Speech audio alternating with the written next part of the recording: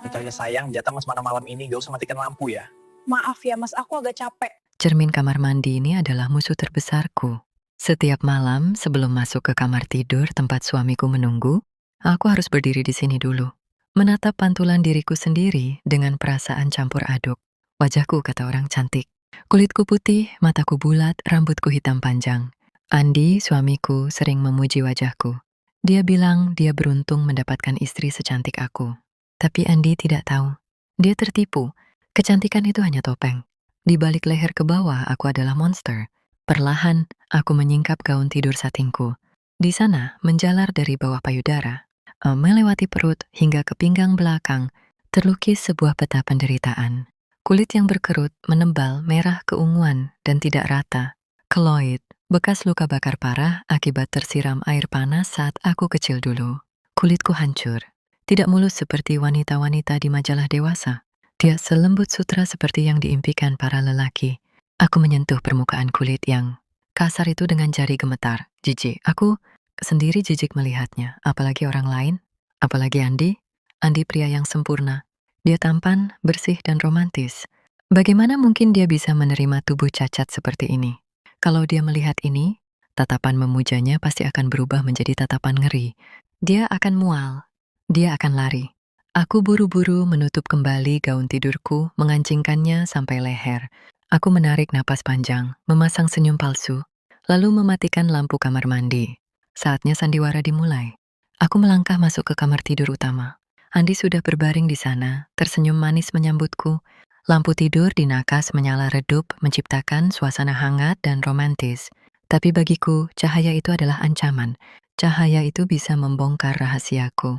Tanpa banyak bicara, aku langsung berjalan menuju saklar. Klik. Kamar menjadi gelap gulita. Hitam pekat. Barulah aku merasa aman. Dalam gelap, aku sama seperti wanita lain. Dalam gelap, kulit kasarku tidak terlihat. Aku merangkak naik ke tempat tidur, mendekati Andi. Tapi malam ini, Andi tidak langsung memelukku seperti biasa. Aku mendengar helaan napas berat dalam kegelapan. Suara kekecewaan. Lagi, Re, tanyanya. Suaranya terdengar lelah. Kenapa? Tanyaku pura-pura bodoh, padahal jantungku berdegup kencang. Kenapa harus gelap total? Aku suami kamu, Re. Kita sudah 6 bulan menikah. Aku pengen lihat wajah kamu. Aku pengen tatap mata kamu. Rasanya kayak aku lagi sama orang asing kalau gelap begini. Kalimat itu menusuk dadaku. Maaf, Mas. Aku silau. Mataku sakit kalau ada cahaya dustaku. Alasan yang sama yang kupakai ratusan kali. Andi diam sejenak. Lalu aku merasakan pergerakan kasur. Dia mencoba menyalakan lampu nakas lagi. Dikit aja ya, 5 watt doang kok. Jangan. Aku refleks menepis tangannya kasar, terlalu kasar. Andi tersentak. Hening yang canggung menyelimuti kami. Mas, jangan cicitku memohon. Suaraku bergetar menahan tangis. Tolong ngertiin aku. Aku belum pede. Andi menarik tangannya kembali. Dalam gelap, aku bisa merasakan dia menjauh. Dia membalikkan badan memunggungiku. Oke, kalau kamu nggak mau dilihat ya sudah. Tidur aja. Nada suaranya dingin. Dingin sekali. Mas marah? Enggak, cuman bingung. Kadang aku mikir, apa aku sejelek itu sampai kamu nggak mau lihat aku? Atau kamu bayangin cowok lain makanya harus gelap? Tuduhan itu membuat air mataku jatuh. Bukan, Mas.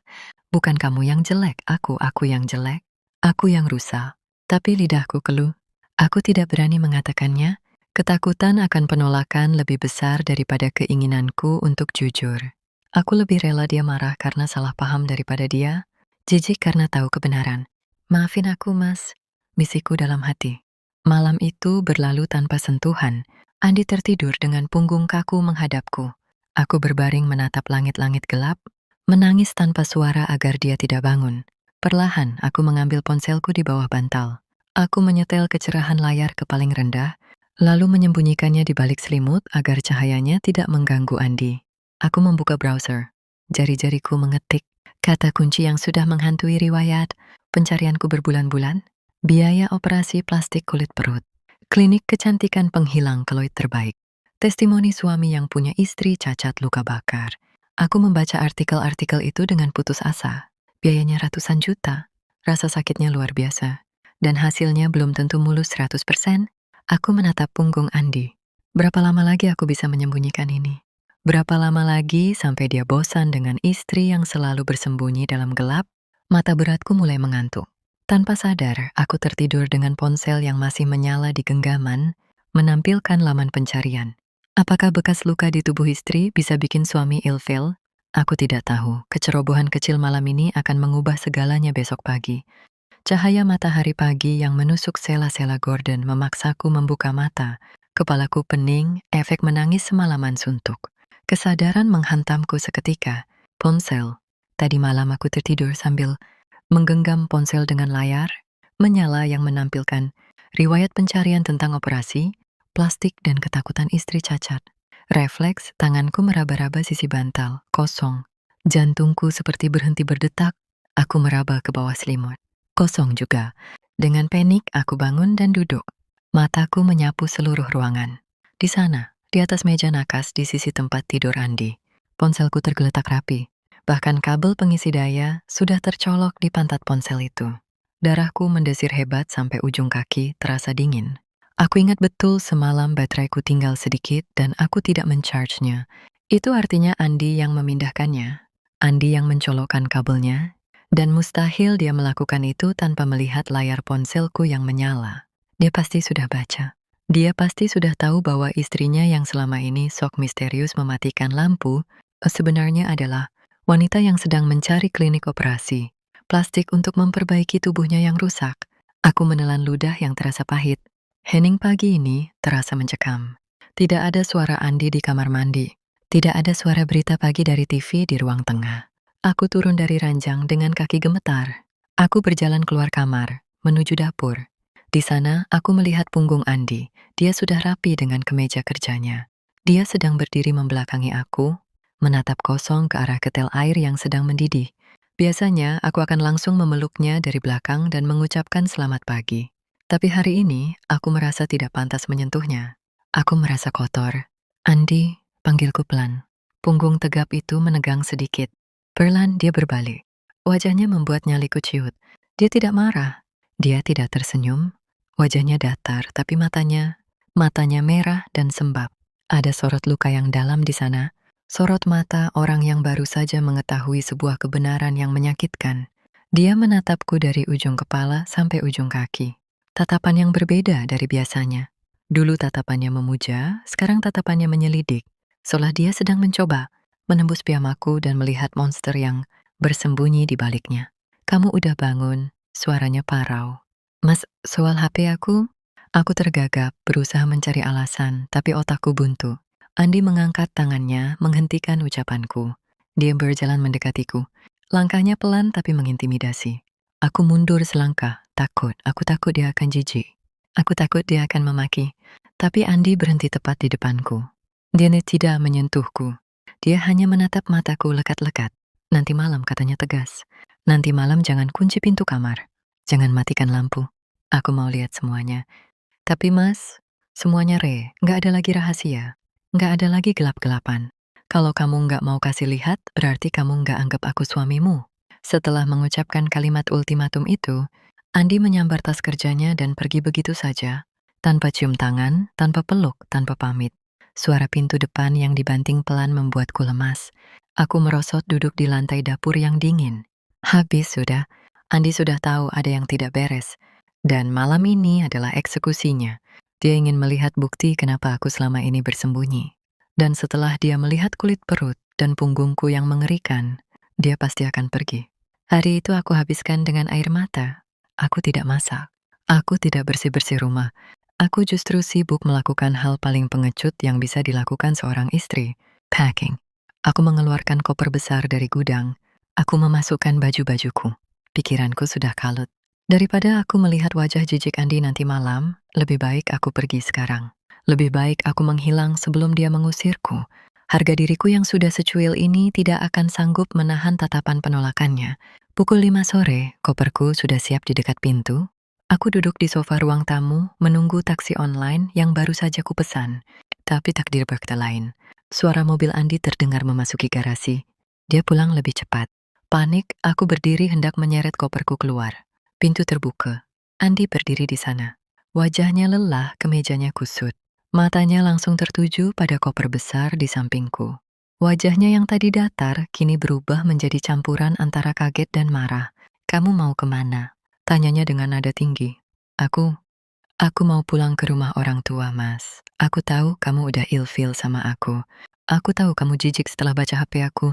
Jadi sebelum kamu usir aku, biar aku yang pergi." Napas Andi memburu. Dia membanting pintu rumah sampai tertutup rapat dan menguncinya. "Siapa yang bilang aku jijik? Siapa yang suruh kamu pergi? Kamu pasti bakal jijik kalau lihat aslinya." Teriakku histeris, air mataku tumpah lagi. "Kamu nggak tahu, Mas. Badan aku hancur. Aku monster. Aku nggak pantas buat kamu yang mulus." Andi tidak menjawab dengan kata-kata. Dia melangkah lebar, menyambar pergelangan tanganku dan menarikku paksa. Bukan ke arah pintu keluar, tapi ke arah kamar tidur. "Mas, lepas, sakit." Dia tidak peduli. Dia membawaku masuk ke kamar, lalu mengunci pintu dari dalam. Dia mendorongku pelan hingga aku duduk di tepi ranjang. Lalu dia melakukan hal yang paling kutakuti. Dia menyalakan lampu utama kamar. Cahaya putih terang, benderang membanjiri ruangan. Tidak ada lagi sudut gelap untuk bersembunyi. "Buka," perintahnya. Suaranya bergetar hebat. Aku menggeleng kuat-kuat sambil memeluk tubuhku sendiri. "Nggak mau." "Buka, Rere. Tunjukkan sama aku apa yang bikin kamu merasa jadi monster. Tunjukkan sama aku istriku yang sebenarnya." Bentakannya membuatku menciut. Tapi di balik bentakan itu, aku mendengar nada kepedihan yang luar biasa. Dengan tangan gemetar hebat dan air mata yang mengaburkan pandangan, perlahan aku membuka kancing piyamaku, satu persatu. Aku memejamkan mata rapat-rapat. Aku tidak sanggup melihat ekspresi jijik di wajahnya saat dia melihat kulit. Perutku yang melepuh, berkerut, dan merah keunguan, bekas luka bakar yang kuhidupi selama 20 tahun ini. Piyamaku terbuka. Tubuh atasku terekspos di bawah lampu terang. Peta penderitaanku terpampang nyata di depan matanya. Hening. 1 detik, 2 detik, 10 detik. Tidak ada suara muntah, tidak ada suara makian. Yang terdengar hanya suara napas Andi yang tercekat, lalu disusul isak tangis yang pecah.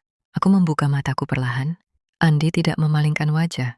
Dia justru berlutut di depanku. Matanya menatap luka di perutku bukan dengan rasa jijik, tapi dengan tatapan rindu yang menyakitkan. Tangannya terulur, ujung jarinya menyentuh permukaan kulit keloidku yang kasar. "Jadi, benar?" Bisiknya lirih, air matanya menetes jatuh ke lututku. "Selama ini aku cari kamu. Ternyata kamu tidur di sebelahku setiap malam." Aku bingung. Keningku berkerut. "Cari aku? Apa maksudnya? Kamu lupa luka ini dapat dari mana, Re?" Tanyanya sambil mendongak menatap mataku. Aku kena air panas waktu kebakaran di panti asuhan dulu. Waktu aku umur 10 tahun, Andi menggeleng pelan. Dia meraih tanganku lalu meletakkannya di pipinya yang basah. "Bukan, Re, itu bukan cuma air panas. Luka ini kamu dapat karena kamu meluh." Erat-erat seorang anak laki-laki cengeng. Di dalam lemari panti, melindungi dia dari reruntuhan kayu yang terbakar. "Kamu jadi tameng buat dia sampai punggung dan perutmu melepuh." Jantungku berhenti berdetak. Ingatan masa lalu yang samar-samar mulai berputar kembali. Kebakaran panti asuhan, lemari tua, dan anak laki-laki kecil ingusan yang selalu mengekoriku. Andi membuka kancing kemejanya sendiri dengan cepat. Dia memperlihatkan dada bidangnya yang mulus tanpa cacat. "Lihat, Are, badan aku mulus. Nggak ada satupun luka bakar. Padahal aku ada di dalam api yang sama. Itu semua karena kamu. Kamu ambil semua sakitnya buat diri kamu sendiri." Dia memeluk pinggangku, membenamkan wajahnya di perutku yang cacat itu. Dia mencium bekas luka itu berkali-kali seolah itu adalah benda paling suci di dunia. "Anak laki-laki itu aku, Re. Aku Dian, si anak cengeng yang kamu selamatkan. Aku ganti nama jadi Andi setelah diadopsi. Aku cari kamu bertahun-tahun cuma buat bilang makasih. Tapi ternyata Tuhan kasih aku kesempatan buat jadi suami kamu. Duniaku berputar. Jadi, dia bukan jijik?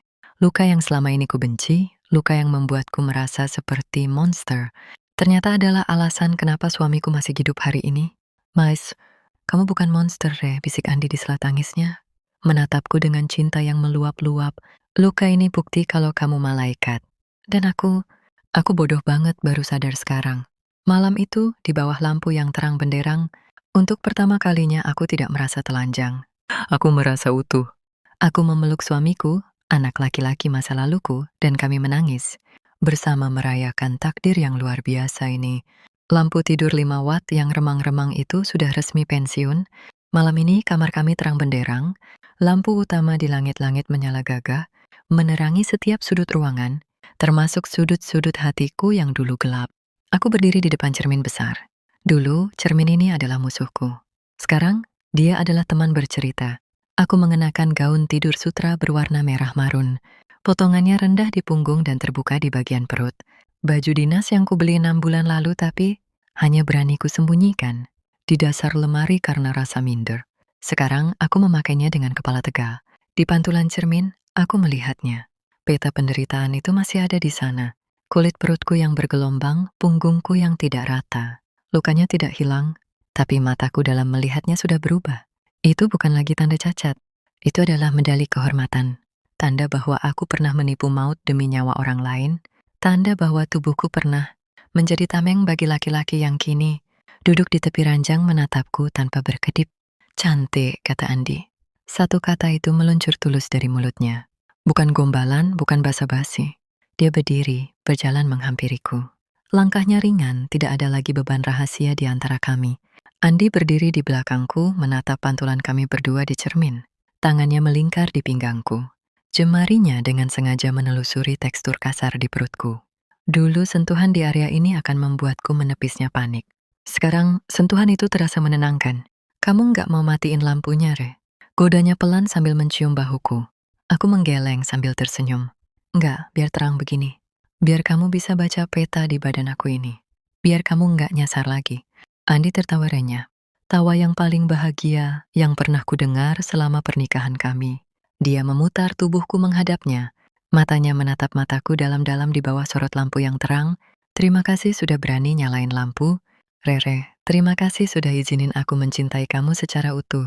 Luka ini, bagian dari kamu yang paling aku suka. Karena kalau nggak ada luka ini, mungkin aku nggak ada di sini sekarang buat peluk kamu. Air mataku menetes lagi, tapi kali ini air mata bahagia. Malam itu, kami menghabiskan waktu dengan bercerita tentang masa lalu panti, asuhan yang sempat kami lupakan. Kami menertawakan kebodohan kami yang saling memendam rasa takut. Kami merayakan cinta yang tidak lagi butuh kegelapan untuk bersemi. Ternyata benar kata orang, cinta yang tulus tidak memandang fisik, tapi cinta yang lebih hebat lagi adalah cinta yang mampu mengubah kekurangan menjadi kebanggaan. Mulai sekarang tidak akan ada lagi lampu yang mati di kamar ini. Karena cahaya cintanya, Andi sudah cukup untuk membuatku merasa menjadi wanita paling cantik di dunia, lengkap dengan segala ketidaksempurnaan yang kumiliki.